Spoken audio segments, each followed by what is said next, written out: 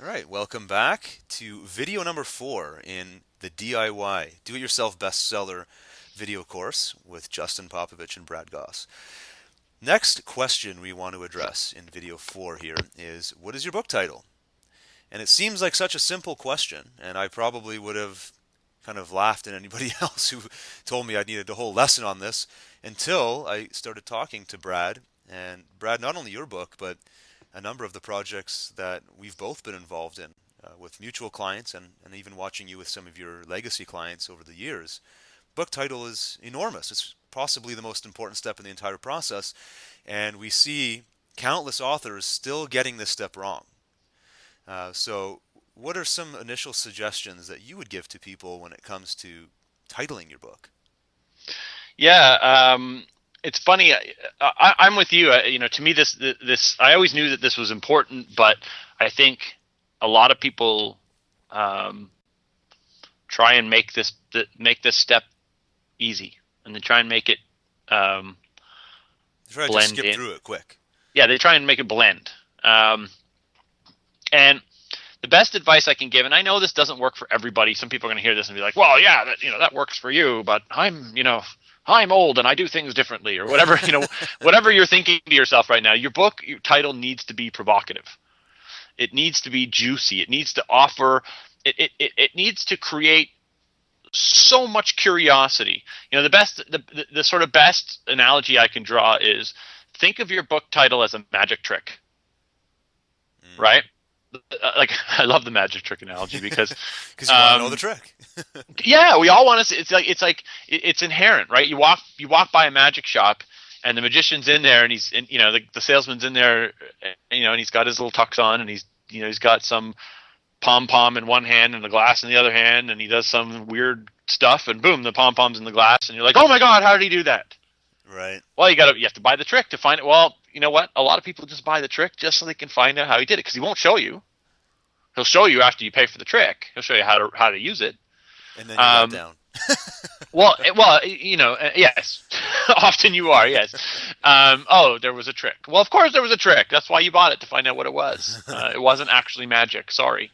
But your book title needs to be that magic trick. It needs to create that air of magic, And I think about some of the best book titles. I mean, you and I both read 4 Hour Workweek. And most people have heard of that book before. It's an interesting. Yeah, it's a brand. There's a 4 Hour brand now, and I own the 4 Hour Body. And we all want life to be easier, and we all want things. We all want shortcuts and secret sauce. Yeah, we all want a way in, right? Yeah.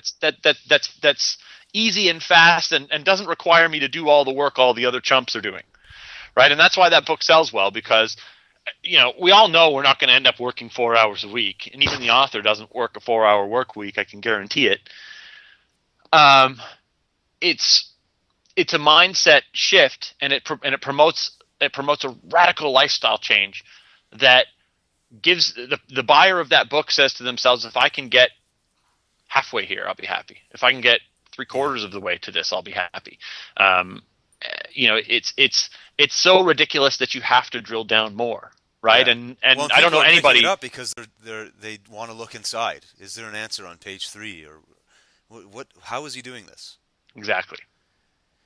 And so, yeah, you want to create that kind of, a title that is 101 blah, or how to blah blah blah, is boring. It just is, right? Like, I'm sorry, but it's just boring, right?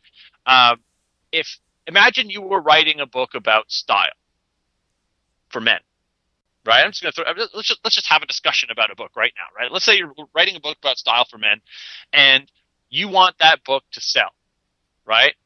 If you write a book called A Man's Guide to Looking Good or something like that, it's going to be really hard to get noticed. Right. But book make your neighbor's wife jealous.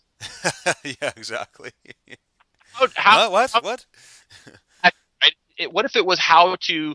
If the title was more provocative, you'd buy it because it's provocative, because it offers you something unique and fun, as opposed to just another guide, another product, right? It's got to be edgy, right? You need a book title that sells. And what else, I think the biggest mistake people make, especially if you're an internet marketer and you're listening to this, is I'm just going to do keyword research and I'm going to do the SEO thing and I'm going to find a, a low hanging fruit how to title that nobody else has gotten the domain for, and I'm going to I'm going to take that road.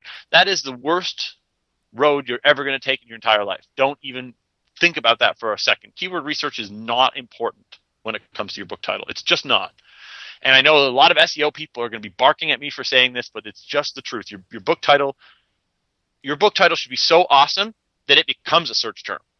Yeah, Uh, exactly. it, Exactly. it, it should be the other way around. Like if you go on Google and you start typing chronic marketer, it starts to autofill all kinds of other results. Chronic marketer review, chronic marketer Amazon, chronic marketer download, all these different things people have been searching for.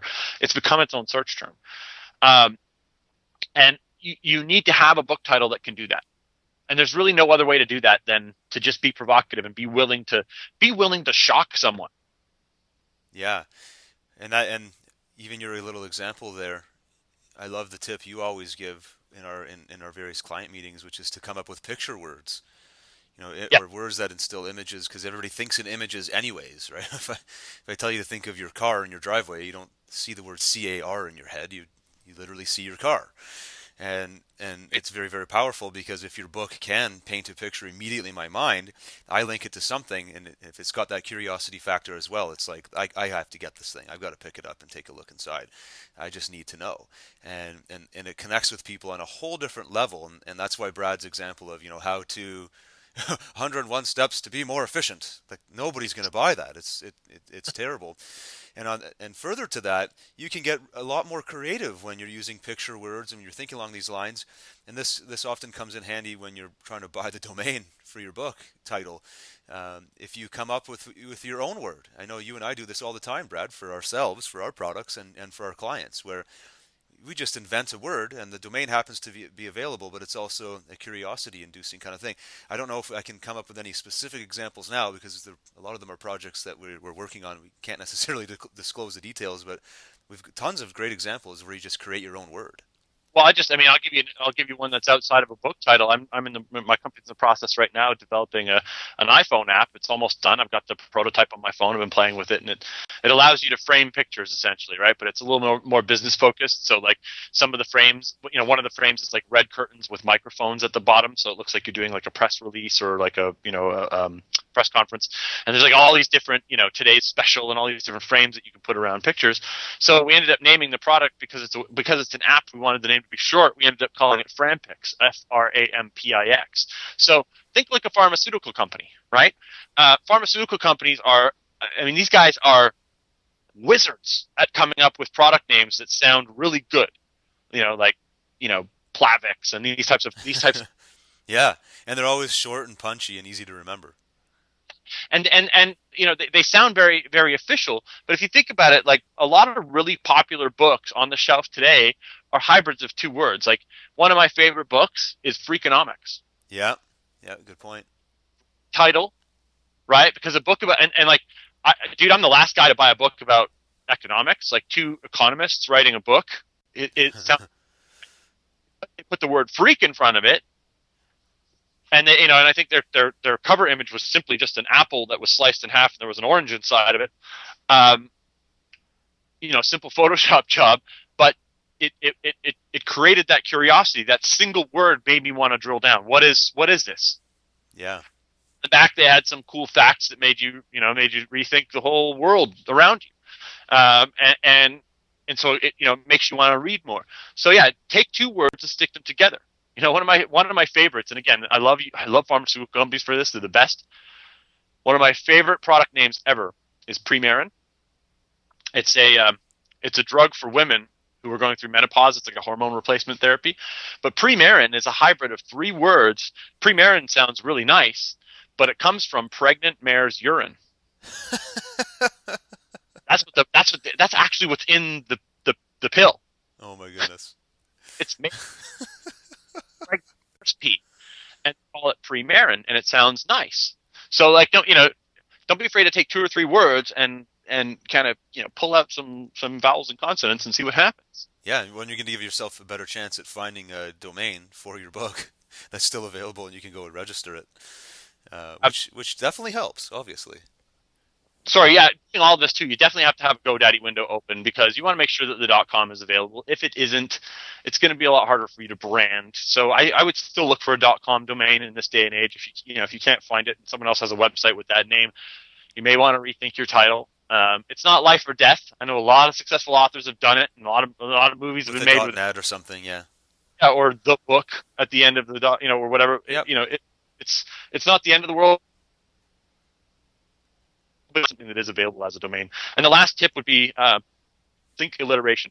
Use multiple words with the same beginning consonant. You know, find combos of words that are fun to say and are punchy. Yeah. And also think about words that don't try not to use words that are hard to spell unless you're making up your own word. And if that's the case, then you'll get away with it. But for the most part, don't try and avoid words like for and you in books, because for you, we never know if it's the number four and the letter U, or like think it through, right? How is this? If I say your book title to a friend over the phone, are they going to mess it up? And if so, how will they mess it up? Right. Great point. So there you go. Who would have thought we could talk that long about book titling? But when you think about it, it's the first thing. It's the first impression, and it's that little magic trick that Brad talked about in the beginning that could be the difference between a handful of sales and bestseller status. So take everything we said in this lesson very seriously and start brainstorming all the different ideas, different picture words, and everything else we've recommended, and start searching for domains. See if you come up with that perfect book title for you. And watch for my new book, How to Make Your Neighbor's Wife Jealous. Yeah, coming out next month.